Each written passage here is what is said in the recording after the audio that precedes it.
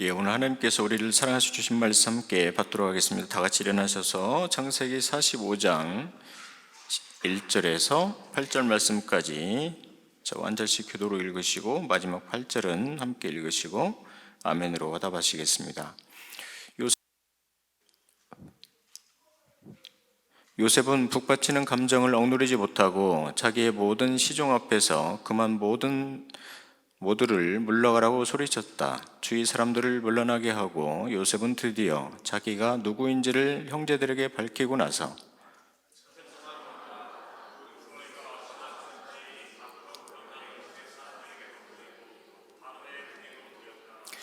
내가 요셉입니다. 아버지께서 아직 살아 계시다고요? 요셉이 형제들에게 이렇게 말하였으나 놀란 형제들은 어리동절하여 요셉 앞에서 입이 얼어붙고 말았다.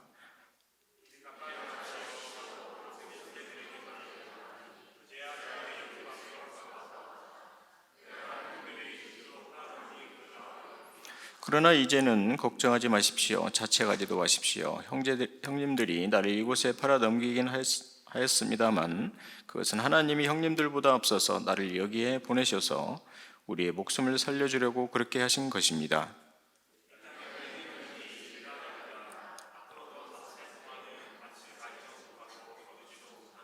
하나님이 나를 형님들보다 앞서 보내신 것은 하나님이 크나큰 구원을 베푸셔서 형님들의 목숨을 지켜주시려고 하는 것이고 또 형님들의 자손을 이 세상에 살아남게 하시려는 것입니다. 그러므로 실제로 나를 이리로 보낸 것은 형님들이 아니라 하나님이십니다. 하나님이 나를 이리로 보내셔서 바로의 아버지가 되게 하시고 바로의 온 집안의 최고의 어른이 되게 하시고 이집트 온 땅의 통치자로 세우신 것입니다. 아멘. 자리에 앉아 주시겠습니다. 할렐루야. 우리 옆에 계신 분, 또 앞에 계신 분 한번 인사하겠습니다. 하나님은 다 계획이 있으십니다. 저를 보고도 한번 인사해 볼까요? 하나님은 다 계획이 있으십니다.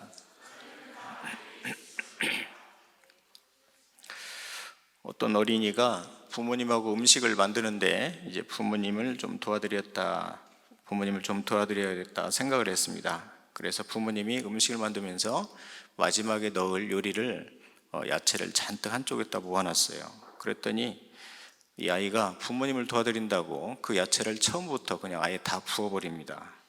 그럼 부모님이 얘기하죠. 아이고, 지금 이 야채 부을 때가 아닌데. 그런데 아이는 이해를 못하죠. 왜냐하면 아이가 보기에는 요리가 한꺼번에 그냥 다 쏟아 부으면 쉽고 간단하고 맛이 나올 것 같기 때문이죠.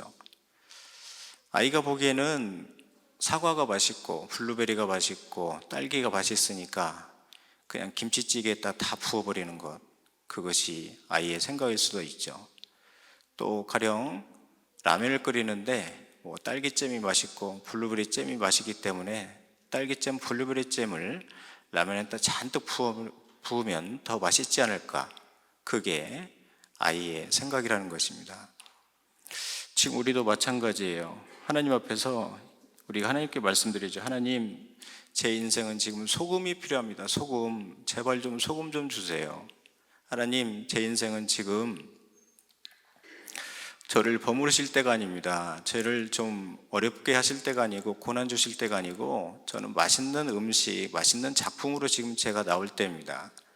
하나님, 저는 지금 비바람 저한테 몰이칠 때가 아니라 저한테 햇빛 주실 때예요. 햇빛 주실 때예요. 그렇게 할 때가 있죠.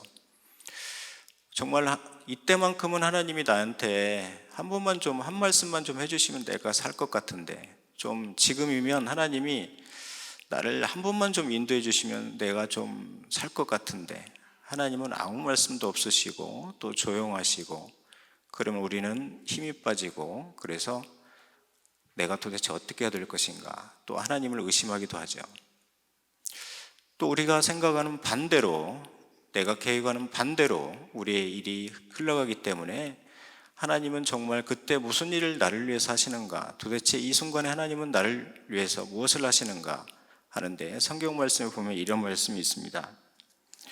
하나님께서 하시는 일이 있다고 하셨는데요, 내가 나의 처소에서 조용히 감찰함이, 내가 나의 처소에서 조용히 감찰하시니. 하나님은 이렇게 하신다는 거죠. 내가 지금 잠잠함은 너의 때를 만들고 있기 때문이다. 내가 잠잠함은 너에게 좋은 것을 주려고 하신 것이다. 내가 좋은 때를 위한 하나님의 잠잠함, 지금 나를 아무도 돕는 것 같지 않고 지금 아무도 나에게 관심 없는 것 같아도 하나님은 나에게 가장 좋은 때를 만들고 계심을 믿을 수 있기를 바랍니다. 그래서 하나님의 잠잠함은요, 나를 위한 잠잠함이에요. 우리가 볼 때는 좀 하나님 빨리 좀 오시지, 지금 좀 도와주시지 하지만 하나님이 지금 나에게 오시지 않는 것은 나를 위해서 오시지 않는 것입니다. 그리고 내 인생을 왜 이리 먹장구름만 끼고 내 인생을 왜 그렇게 구름만 끼고 힘든 것인가? 하지만 하나님께서 여러분의 먹장구름을 계속 지금 보내신다는 것은 여러분을 위해서 구름을 지금 만드신다는 것입니다. 왜냐하면 여러분을 가장 잘 아시는 분은 하나님이시고 여러분의 때를 지금 정확하게 알고 계신 분은 하나님이시다는 거예요. 그러므로 사랑하는 여러분, 하나님의 선하심을 의심하지 않는 여러분이 되시기를 바랍니다. 자, 오늘 성경 말씀 본문으로 이제 가보면 요셉은 인간적으로 보면 지금 망해가고 있습니다. 누가 좀 요셉 좀 도와주면 좋겠어요. 요셉이 팔리고 있는데 그 앞을 막아가지고 이 요셉 팔면 안 돼요 하고 말해주면 좋을 것 같고, 요셉이 지금 감옥에 가는데 누가 요셉 좀 감옥에 안 가게 좀 도와주면 좋을 것 같고, 요셉이 지금 모함 받았는데 변호사 사가지고 요셉이 모함 받는 거라고 말해주면 좋을 것 같습니다. 과연 그게 요셉한테 도움이 됐을까요? 그게 요셉이 총리가 되는데 도움이 됐을까요? 하나도 도움이 되지 않았다는 것입니다. 그런데 요셉은 전혀 그렇게 생각하지 않았어요. 요셉은 지금 나는 하나님의 계획 안에 있다. 요셉은 지금 자신이 하나님의 계획 안에 자신이 있는 것을 믿었어요. 그래서 자기가 팔려도 자신이 지금 팔리는 이 순간에도 하나님의 계획 안에 있는 것을 알았고, 자기가 구덩이에 빠져서 있는 그 순간에도 자기가 하나님의 계획 안에 있는 것을 알았고, 자기가 감옥에 들어가는 것도 하나님의 계획 안에 있는 것도 알았고, 그리고 자기가 총리가 되는 그 순간에도 하나님의 계획이 있어서 자기가 총리가 되는 것을 알았다는 거죠. 그런데 반면에 형제들은 요셉하고 반대였죠. 우리가 요셉을 팔까 말까, 요셉을 우리가 죽일까 말까. 요셉의 형제들은요, 요셉을 자기들이 죽이면 요셉이 죽는 줄 알았어요. 요셉의 형제들은요, 자기들이 요셉을 팔면 팔리는 줄 알았어요. 그리고 요셉의 형제들은요, 자기들이 요셉을 안 판다고 생각하면 안 팔리는 줄 알았어요. 그리고 요셉의 형제들은요, 요셉을 자기들이 얼마나 언제든지 구출하면 구출할 수 있는지 알았어요. 요셉하고 요셉의 형들의 가장 큰 차이점이 여기 있죠. 요셉은요, 하나님이 죽이시면 나는 죽는다, 하나님이 살리시면 나는 산다, 그게 요셉이에요. 그렇지만 요셉의 형제들은 우리가 요셉을 죽일 수 있다, 우리가 요셉의 앞길을 막을 수 있다, 그게 바로 그의 형제들이었다는 것이죠. 형들이 요셉을 판 다음에 형들의 생각으로는 이제 요셉을 더 이상 만날 일은 없을 것이다, 그들은 생각했을 거예요. 왜냐하면 나라가 완전히 달랐잖아요. 이스라엘 나라, 애굽 나라, 만날 일이 없죠, 상식적으로. 그런데 웬일입니까? 애굽에 풍년이 드는 순간 이스라엘은 흉년이 들기 시작해요. 점점 사건이 커지기 시작하죠. 그리고 요셉의 형들이 점점 음식이 떨어져서 거지가 되기 시작합니다. 그런데 웬일입니까? 요셉은 점점 부유해서 총리 자리에 올라가요. 하나님이 만날 수밖에 없도록 그렇게 하신 것이죠. 그 다음에 이제 하나님께서 만나게 하신 것이 오늘 성경 말씀입니다. 자, 오늘 성경 말씀 8절 말씀 우리 다 같이 한번 읽으면 좋을 것 같습니다. 8절 다 같이 한번 읽겠습니다. 그러므로 실제로 나를 이리로 보낸 것은 형님들이 아니라 하나님이십니다. 하나님이 나를 이리 보내셔서 바로의 아버지가 되게 하시고 바로의 온 집안의 최고의 어린이 되게 하시고 이집트 온 땅의 통치자로 세우신 것입니다. 저를 따라서 한번 해볼까요? 하나님이 나를 보내셨습니다. 요셉은 오늘 성경 말씀 본문에서 무려 이 말을 4번이나 합니다. 신학자들이 이 말을 4번이나 하는 이유는 바로 이것이라고 해요. 무슨 얘기냐면 요셉의 형제들이 요셉 미안해. 그러니까 요셉은 이렇게 대답하는 것이죠. 형들, 그거 하나님 계획이야. 또 요셉의 형제들이 요셉 너한테 상처 준 거 정말 미안해.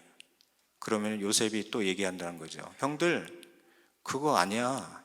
하나님의 계획이었어. 그렇게 한다는 거죠. 또 요셉의 형들이 요셉 너 파는 거 진짜 미안하다. 그런데 요셉이 또 얘기하는 거죠. 형들, 그거 하나님의 계획이었다니까? 또 요셉이 형들이 얘기합니다. 요셉, 우리 죽이지 마. 우리한테 안갚음하지 마. 그랬더니 또 요셉이 얘기합니다. 형들, 그거 하나님의 계획이었다니까? 이렇게 4번을 얘기했다는 거죠.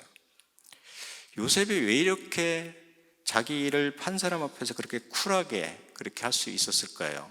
그게 오늘 성경 말씀에 우리에게 하나님이 말씀하시는 것입니다. 저를 따라서 한번 해볼까요? 하나님은 다 계획이 있으십니다. 요셉은요, 자기가 왜 팔리는지 몰랐어요. 요셉은 자기가 왜 감옥에 가는지 몰랐고, 왜 자기가 형제들한테 미움받는지 몰랐어요. 그런데 하나는 알았어요. 하나님이 그렇게 하시는 건 알았어요. 요셉은 자기가 어디로 갈 줄 몰랐습니다. 그런데 하나는 알았어요. 하나님이 가게 하시는 것은 알았어요. 요셉은 지금 자기 앞날을 하나도 몰랐어요. 그런데 자기 앞날을 하나님이 인도하시는 것은 알았습니다. 지금 내 삶이 이해가 안 되지만, 내 삶에 지금 엉망진창이지만, 지금 하나님이 인도하시는 길로 하나님의 계획 아래서 자기가 가고 있는 것을 알았어요. 심지어 요셉을 위해서 하나님이 일하고 계시는데 요셉은 하나님이 요셉을 위해서 일하시는 것도 몰랐어요. 우리도 이 세상에 살면서 요셉처럼 2가지만 알면 승리할 수가 있어요. 그것은 바로 뭐냐면 하나님은 나에 대해서 계획이 있으시다는 것. 그리고 2번째는 하나님은 놀랍고 크신 계획을 가지고 나를 위해서 지금 일하고 계시다는 것.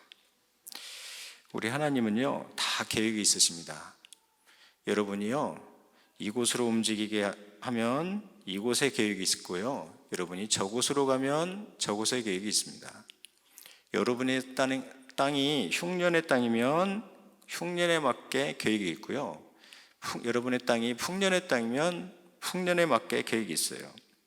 그래서 하나님은 누구는 지금 기도의 사람으로 계속 만들고 있고요, 누구는 지금 말씀의 사람으로 계속 만들어가고 있습니다. 누구에게는요, 하나님이 지금 계속 가져가고 계시고요, 누구에게는 우리 교회도 보면 계속 주시는 것을 제가 볼 수가 있어요. 하나님이 누구는요, 지금 이 사람으로 계속 만드시고, 하나님이 누구는요, 저 사람으로 계속 만드십니다. 하나님은 다 계획이 있으세요. 여러분이 이곳으로 가면 이곳에 사실 계획이 있고요, 하나님이 저곳으로 가면 하나님 저곳에 사실 계획이 있습니다. 여러분이 풍년의 땅에 살면 풍년의 땅에서 하실 계획이 있고, 흉년의 땅에 살면 흉년의 땅에서 하실 계획이 있으세요. 혹시 여러분 앞날이 보이지 않습니까? 하나님은 다 계획이 있어요. 여러분 혹시 무엇을 해야 될지 모르겠습니까? 하나님은 다 계획이 있습니다. 여러분 혹시 요즘 죽을 것 같습니까? 하나님은 다 계획이 있어요. 그래도 너는 하나님을 믿냐? 너는 그래도 이 상황에서 하나님을 믿냐? 그런 말을 들어도 믿고 나가세요. 우리는 앞날은 모르지만 하나님은 여러분을 향해서 다 계획이 있으시다는 것입니다. 둘째로 저를 따라서 한번 하겠습니다. 하나님의 계획은 완전하십니다. 하나님의 계획은 완전하셔서, 그래서 하나님이 한번 행하신 모든 것이 완전하세요. 그래서 하나님은 우리를 다스리실 때, 계획을 세우실 때 아차 그리고 대충이라는 것이 없습니다. 만약 오늘 성경 말씀에 나오는 요셉이 사고 팔리고 웅덩이에 빠졌다가 건지고 감옥에 들어갔다 나오고 쇠사슬에 채웠다가 풀어지고, 그런 순간에 시편 말씀에 보면 요셉이 쇠사슬이 자기의 손과 발에 채웠는데 얼마나 힘이 들었는지 그 쇠가 자기 몸에 들어오는 것 같았대요. 너무 힘든 그 고통의 순간이었죠.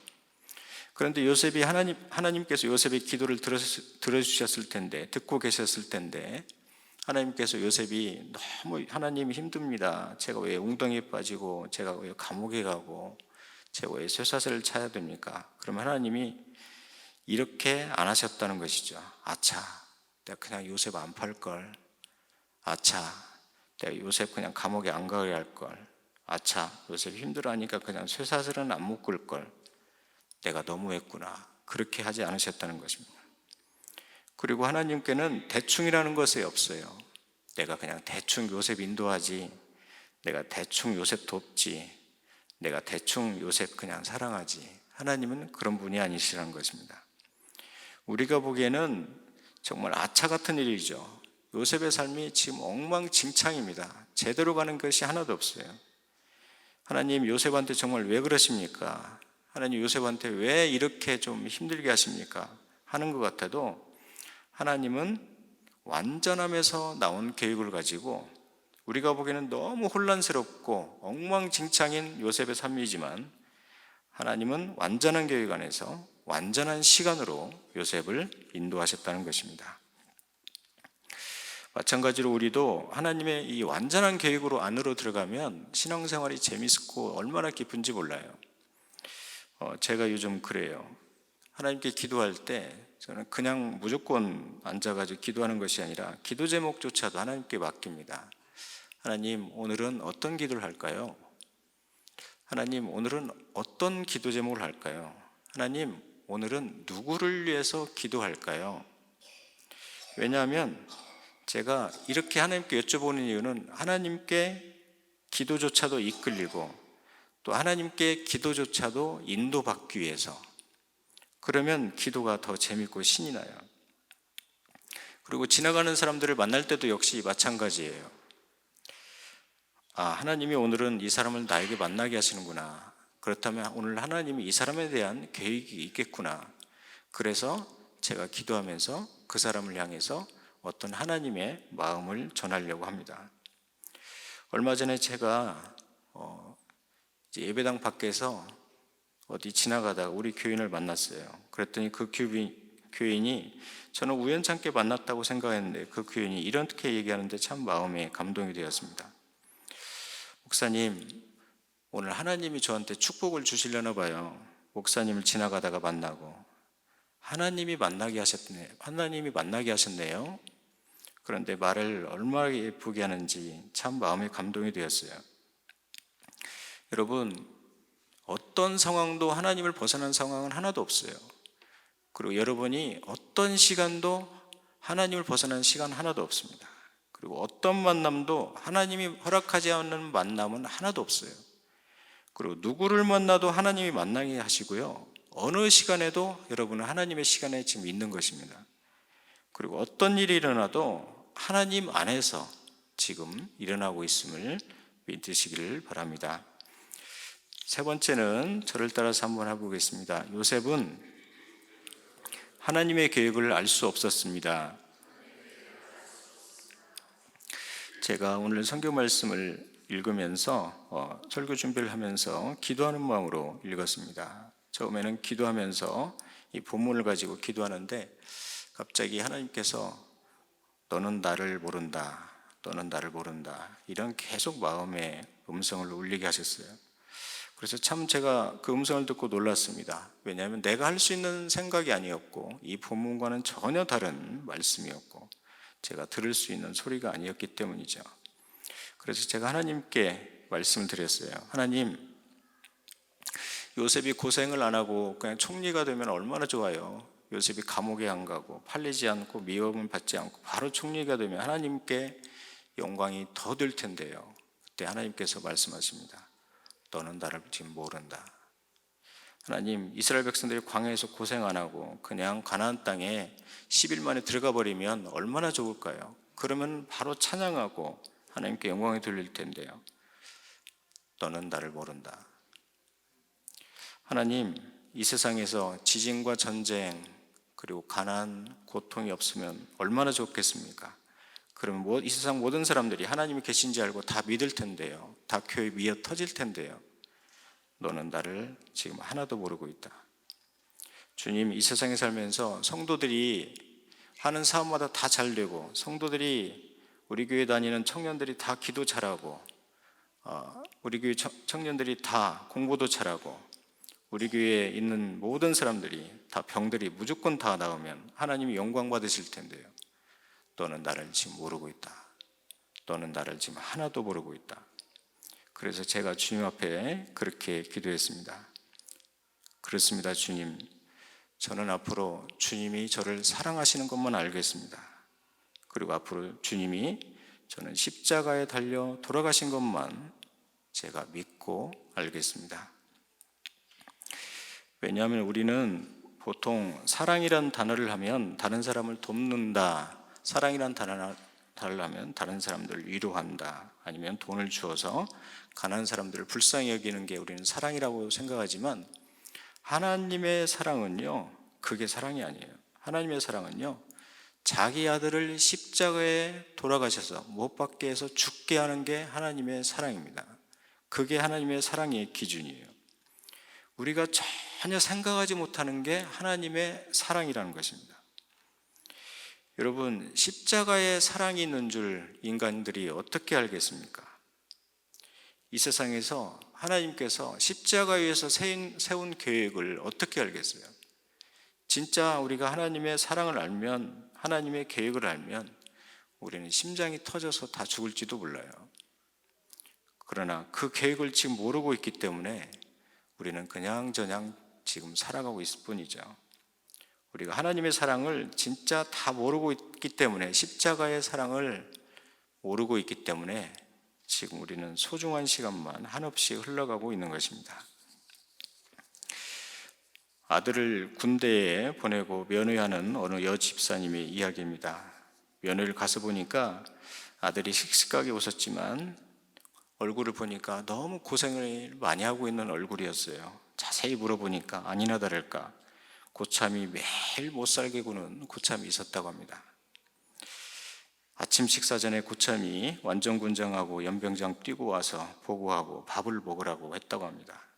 그런데 문제는 이 집사님의 아들은 어릴 때부터, 태어날 때부터 천식이 지병 때문에 뛰는 것이 너무 고통스럽고, 또 뛰고 갔다 오면 밥을 먹으려고 식당에 가면 식사 시간이 다 끝나버렸다는 것입니다.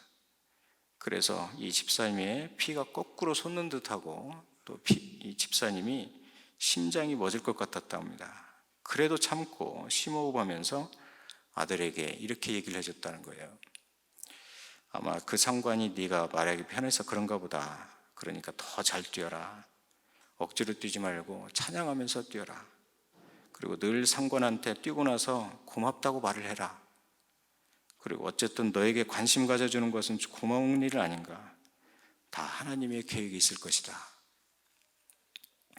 그리고 집사님도 똑같이 이제 면회 끝나고 집에 와가지고 새벽 기도를 마치면 무조건 그 아들이 아침에 뛰는 시간에 맞춰서 동네 초등학교를 같이 뛰었다고 합니다. 아들이 뛰는 시간에 그를 위해서 기도하면서 똑같이 뛰는 거죠. 한 달이 다 되어갈 즈음에 아들에게서 편지가 왔습니다. 어머니, 저는 오늘 뛰면서 엉엉 울면서 뛰었습니다. 처음 연병장을 뛰면서 화도 나고 자존심도 상하고 그날로 그냥 끝장을 내버릴 생각도 했습니다. 그런데 어머니 말씀대로 마음 고쳐먹고 찬양하면서 뛰기 시작했습니다. 그런데 제가 뛰면서 놀라운 축복을 받았습니다. 천식 때문에 100m도 뛰지 못하는 내가 쓰러질 지경이었는데 오늘부터는 아무렇지도 않게 뛰기 시작했습니다.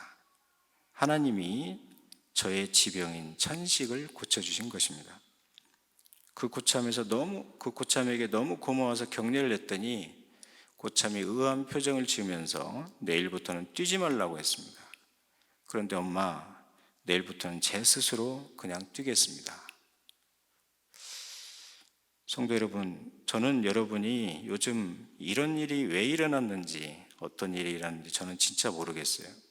그러나 그 일이 하나님의 계획 안에서 일어나고 있는 것은 알고 있습니다.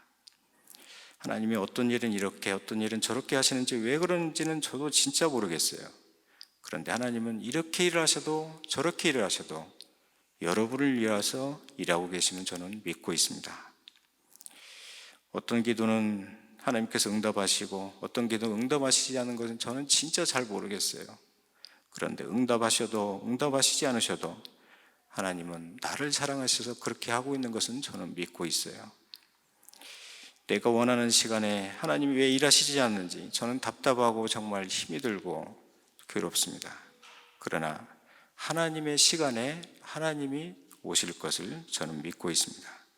그래서 저는 하나님의 계획을 지금 믿고 있습니다. 말씀을 마치겠습니다. 여러분, 아브라함이 알았을까요? 아브라함이 믿음의 조상이 될 줄, 그리고 우리가 지금 힘들거릴 때마다 답답할 때마다 아브라함, 아브라함, 믿음 하면서 아브라함이 우리 신앙생활에 답이 되고 있는 것을 알고 있었을까요? 다윗이 정말 알았을까요? 형들 도시락 갖다 주다가 골리앗 싸우고 거기에서 유명해져서 이스라엘 왕이 된 것을 다윗은 알았을까요? 그는 아무것도 모르고 그냥 도시락 갖다 주다가 갑자기 왕이 되어버렸습니다. 욥은 알았을까요? 자기가 힘들고 어려운 순간마다 믿음을 다시 붙잡으면서 기도하는데 우리가 어렵고 힘들 때마다 욥 얘기하면서 욥도 인내하였으니 우리도 기도 가운데 인내할 줄을 어떻게 알았을까요? 룻은 알았을까요? 룻은 자기 이름을 룻이라고 부르지 말고 그냥 죽음이라고 불러달라고 할 정도로 고통스러운 여자였습니다. 그런데 너무 힘들었지만 하나님의 말씀대로 끝까지 따라갔던 그가 그 유명한 다윗의 증조할머니가 될 줄 그가 어떻게 알았겠어요? 자기의 피가 다윗의 피에 흐를 줄 어떻게 알았어요? 그리고 더 놀라운 일은 조금 있다가 자기의 피가 예수님의 피에 흐를 줄은 또 어떻게 알았겠어요? 성도 여러분, 우리는 적어도 지금 하나님의 계획 안에 있어요. 그리고 우리의 삶에 일어나는 모든 일은 하나님의 계획이 있다고 저는 믿습니다. 혹시 여러분 가운데 하나님의 계획 없이 어떤 일이 일어나지 않아요. 그런데 혹시라도 그런 일이 일어났다면 그것은 하나님의 이유가 있습니다. 하나님의 계획을 다 알 수 없지만 저는 진짜 하나님을 계속 믿을 것입니다. 왜냐하면 그 계획이 나를 위한 계획이라는 것이기 때문입니다. 저는 하나님의 시간은 앞으로도 알 수가 없어요. 그렇지만 하나님을 계속 믿을 것입니다.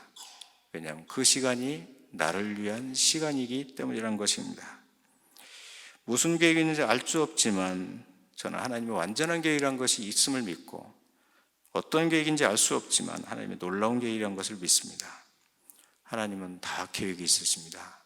오늘 하나님은 이 계획을 그리고 하나님의 신실하심을 찬양하는 귀한 예배가 되시기를 바랍니다. 함께 기도하시겠습니다.